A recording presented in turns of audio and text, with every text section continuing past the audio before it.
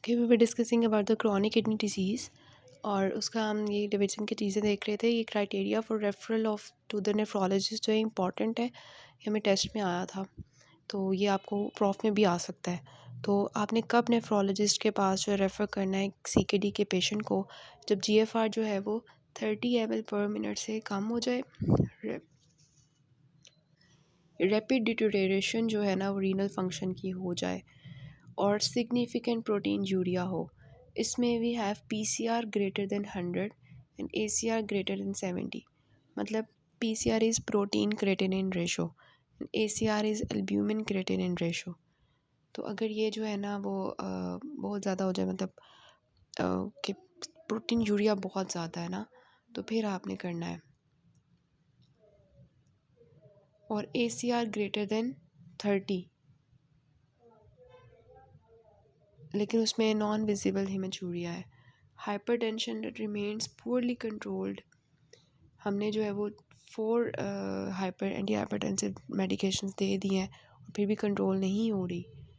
Suspicion of renal involvement in multi system disease, तो क्या है, GFR देखना है, रीनल फंक्शन देखना है, प्रोटीन यूरिया देखना है, ACR PCR देखना है, हाइपरटेंशन देखनी है और renal involvement in multi system disease. तो फिर आपने उसको रेफरल करना है टू नेफ्रोलॉजिस्ट। और ये भी UQ है, causes of anaemia in chronic kidney disease. Erythropoietin की डेफिशिएंसी होती है, जो यूरेमिया होता है उसके टॉक्सिक इफ़ेक्ट्स होते हैं किस पे, रीन मैरो के प्रिकर्सर सेल्स पे, तो उसकी वजह से फिर RBCs की प्रोडक्शन कम हो जाती है। RBCs जो बने होते हैं ऑलरेडी, उनकी सर्वाइवल भी कम हो जाता है। कैपिलरीज जो हैं वो हमारी फ्रिजाइल हो जाती हैं और प्लेटलेट फंक्शन पुअर हो जाता है, उसकी वजह से ब्लड लॉस होता है। और इनटेक भी कम है, absorption and utilisation of dietary intake, तो intake, absorption, utilisation of dietary iron.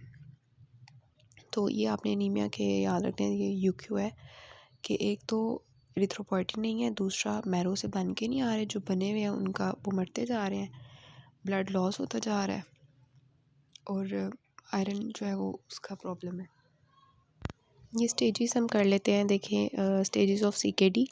Stage 1 में क्या होगा कि जब GFR जो है वो अभी 90 से ज़्यादा है, this is normal, 60 to 89 mild है, 45 to 59 जो है वो मॉडरेट है, फिर 30 to 44 ये मॉडरेट है, ये दोनों मॉडरेट हैं, 3A और 3B।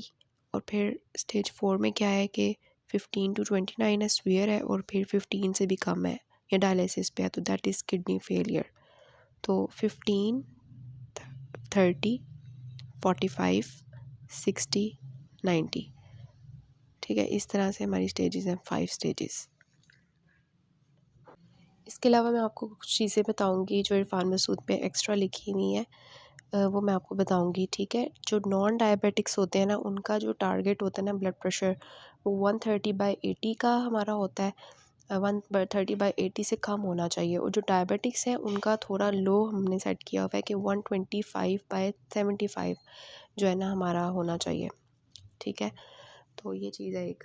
ये वाला टेबल अच्छा है मैनेजमेंट के लिए कि एनीमिया है तो एरिथ्रोपोइटिन हम देंगे और आयरन देंगे, हाइपोकैलेसीमिया है तो विटामिन D, कैल्शियम, ऑस्टिमलेशिया है तो विटामिन D, कैल्शियम, ब्लीडिंग है तो डेस्मोप्रेसिन, हाइपरफॉस्फेटीमिया है तो फॉस्फेट बाइंडर्स, हाइपर मैग्नीसीमिया है तो मैग्नीशियम जो है वो नहीं देना, और प्रूराइटिस के लिए डायलिसिस अल्ट्रावायलेट लाइट और कैप्साइसिन क्रीम, आर्थरोस्क्लेरोसिस के लिए dialysis, एंडोक्राइनोपैथी dialysis, metabolic acidosis, sodium bicarbonate.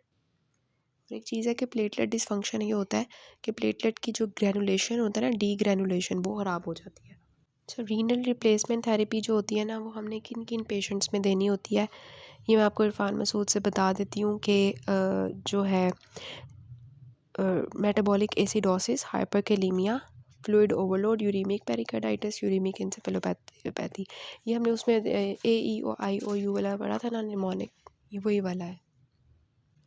45 years old male diabetic present history of chronic kidney disease from the past 5 years, उन्होंने पहले ही बता दिया। एनोरेक्सिया, वॉमिटिंग, वेट लॉस के साथ आ रहा है। आपने 4 फिजिकल साइंस बताने हैं, वो मैंने आपको पिक्चर दिखाई थी ना अभी उसकी, डेविडसन की। उसमें क्या क्या आपको नज़र आ रहा था? फेशियल पफिनेस हो सकती है, पीडियल एडिमा हो सकता है, टैकेप्निया हो सकता है, डस्की फेस हो सकता है, इस तरह की चीज़ें। ठीक है, वो पिक्चर मैं आपको दोबारा दिखा देती हूँ। ठीक है, इसमें देखें पैलर आप नोट करेंगे।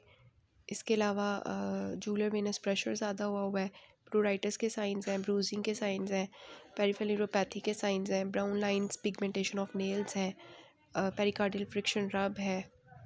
ठीक है, और रेस्पिरेटरी रेट ज़्यादा हुआ है। ये मेन चीज़ें हैं।